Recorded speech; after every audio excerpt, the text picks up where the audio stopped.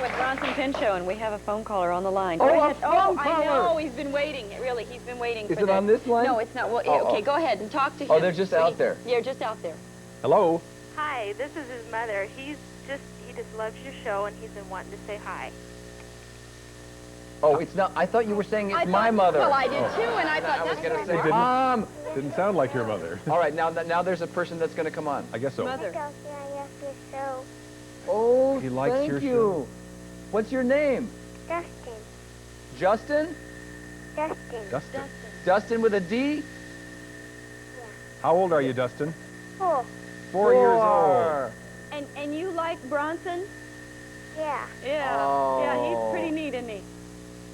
What a great What a great Dustin thinking about is it. overawed. Well, thanks for calling, Thank Dustin. you. Nice to hear from Goodbye, Dustin. Bye. Bye-bye. What a cutie. Tell us about the overall experience of Risky Business and Tom Cruise and that the experience of that film. It was an interesting movie because it was a low-budget movie, and Tom was a nobody. We were all nobodies. I mean, nobody knew who any of us were, and the director was a first-time director. And I don't know. I remember telling people when I got it, I said, oh, I got this movie. It's the first movie I ever did. You know, it's also the first movie I ever auditioned for, which made it kind of fun. But I said, oh, I think it's going to be, you know, one of those cheap teenage movies where the poster is a bunch of guys ogling girls, but you know, at least it's a job. And then it turned out to be this humongous hit, and it was interesting. Fun experience, positive experience? It was very positive. It was the first time, I had no idea, and to this day I look at movies differently, but we did a lot of it at like 4 and 5 in the morning, there were certain scenes where we would be, you know, driving in a car or something, and they'd just make us wait and wait and wait, and the director of photography was at odds with the director of times, and we would shoot at 4 or 5 in the morning. You'd be sitting there, and we would get the giggles. You know, and neither of us had all that much film experience, and Tom and I had a scene where we were driving around fast in the Porsche, and I needed to say one line, and we needed to take off, and they needed to see my reflection in the mirror, and we just thought that was so funny or something, and we would just giggle till tears came. And then we decided the way to make ourselves stop laughing was to imagine both of our grandmothers dead in the street. But it didn't work. No, we were, come on, it's like you have to think of something to make you sad, right? So we thought, this will make us sad. So we said, let's picture our grandmother.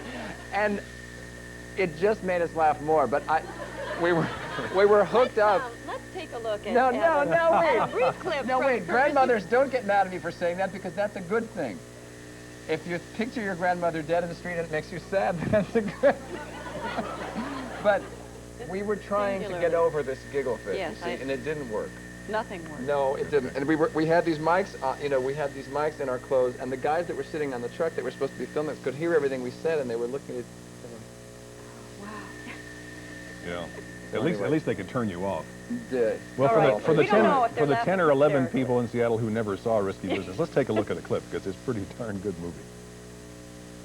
The memo minder. Okay, here's how it works.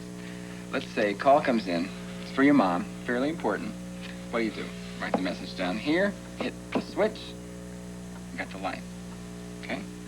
Now another call comes in, and this one's for your dad, and it's really important, and you're gonna get your kicked in if he misses it, so what do? Write the message down there, hit position 2. 186 in parts, sell it for $9.95 and make a fortune.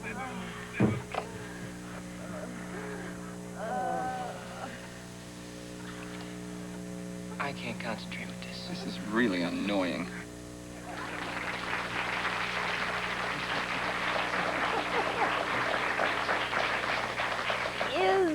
Is the rapport truly important, or does it ultimately make no difference when you're acting? The off-screen rapport? Yeah. It can make a difference. It can make a difference. I just did a play in New York. I was playing this woman's ex-lover, and I came back into her life, and we had a terrible rapport. We just couldn't make it work. She was like an English-trained actress, and everything was this huge stylized thing, and I'm like, you know, American trained, where it's just very like, here we are, you and me, I'm talking to you. And we just it was very, very, very, very difficult, and I didn't enjoy it. and I didn't see the play. On but- stage and off? Was it Yeah. difficult? Yeah. And I didn't see the play, but I mean, you know, I don't know. I don't know. Had you worked with Mark Linn-Baker prior to Perfect Strangers? No, I never laid eyes on him until Is we that got right? on the set. I had met him once in an audition. As a matter of fact, for Risky Business. Yeah. We were both in the waiting room waiting to Was there a audition lot of for Risky competition for his part in Perfect Strangers? Yeah. It's tough to imagine anybody but you in the part of Valky, but I wonder how many people might have auditioned for Well, Larry. do you know this comic Louis Anderson, this Oh, big, yes. big guy? He was the original Cousin Larry. We shot it with Louis. And he you know, he's a delightful comic, but he's not an actor. So we shot the whole thing. I mean, it exists somewhere. It's never shown. And he was Cousin Louis. Louis. But I called him Cousin Lowy. And they had to reshoot it. So then they did this. They picked these 5 guys. There's Mark. And we did a screen test with each one of them, and I did the same scene with them, and it was just, you know, clear Oh, that we it's hard had to an imagine incredible anyone else in that role. thing, and that was it. We You just guys did it buddies? Do you pal around? Yeah. Yeah. We don't pal around, but we are very, very close. The reason we don't pal around is if we did, we would literally have no lives at all. I mean, we see each other every day for 8 or 10 or 12 hours, and then if you don't go home, I mean, if you then, like, you know, if I took him arm in arm and said, you're coming to my house for dinner, I think my girlfriend would hit me with the cat. It's just like, enough. Enough. I need 5 hours of attention now. And Dick and I never have dinner together. I know, I understand. no, but I mean, you know, it's like enough. And she's sitting in the dressing room right now saying, huh, I wish I did get 5 hours. Let's hear from Michelle in the audience. Go ahead, Michelle. In Beverly Hills Cop, did you have to audition for that part, or was that made for you? No, I auditioned for it. You did? Yeah, they asked me if I would come up with something, because they had this part and it wasn't anything. It didn't have an accent. It didn't have anything. It was just, he walked into the store and the guy said, you know, can I help you? And he said, yeah. And I said, okay, bye. And so they said, we want to make this into something. Do you want to come in and show us something special? And I said, I'll try.